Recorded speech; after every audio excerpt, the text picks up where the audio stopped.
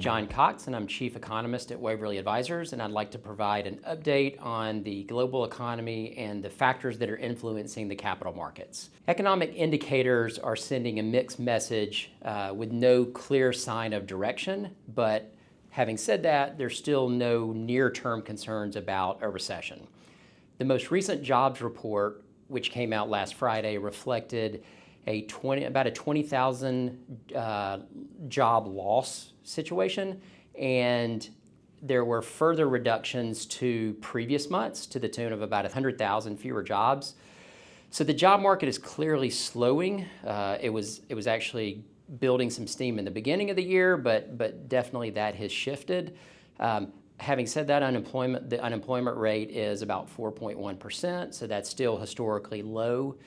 Over the last 12 months, the economy has created about 25,000 jobs per month.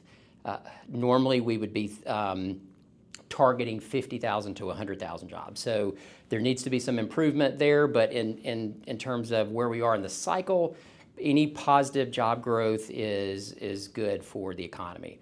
In terms of inflation, with oil prices and food prices and other things rising, the rate of inflation appears to have sort of stabilized in a 2.5% to 3.5% range, which is above the Fed's comfort zone, but at least it feels like it's kind of peaked at this point.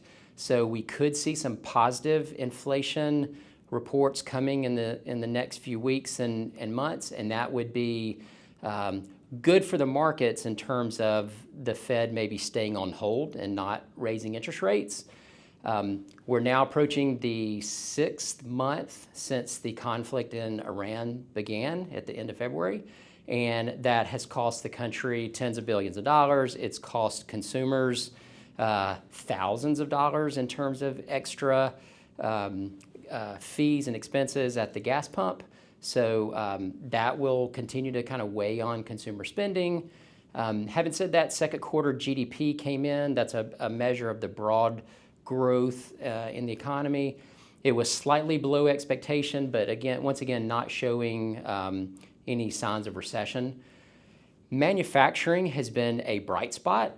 Typically, the service economy is the one that shows more positive signals, but recently it's been manufacturing, and so we're at kind of 40-year highs on manufacturing output, which is a good sign. In terms of the Fed, the Federal Open Market Committee, which is led by Fed Chair Kevin Warsh, met recently, and the vote was 9-3 to keep interest rates at their current level, no rate hikes, no rate cuts. Having a vote where there are 3 dissenters is a little bit unusual. Most of the time, the vote is unanimous, and sometimes there might be 1 dissenter. The fact that there are 3 people on this committee that voted in favor of a rate hike means that there could be some building pressure in the coming months to hike interest rates. There will be another meeting in September, then one in October, and then December.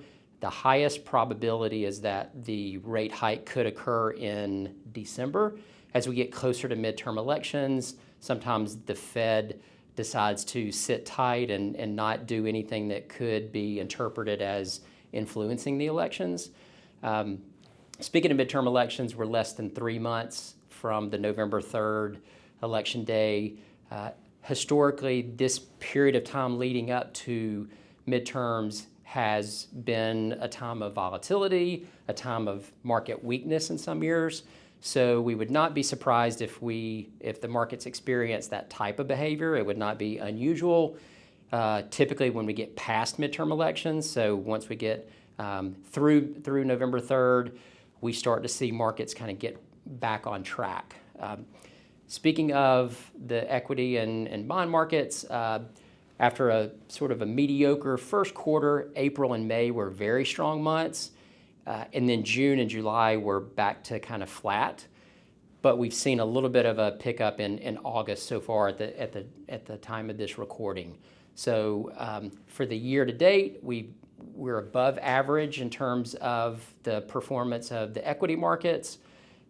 In terms of like low double digits, we're below average in terms of the bond market. sort of flat for the year. We'd like to see bond market returns in the kind of 3 to 5% range. When interest rates kind of settle down, then we're likely to get back to that. Thanks for tuning in, and we'll look forward to providing future updates in the coming months. Thank you.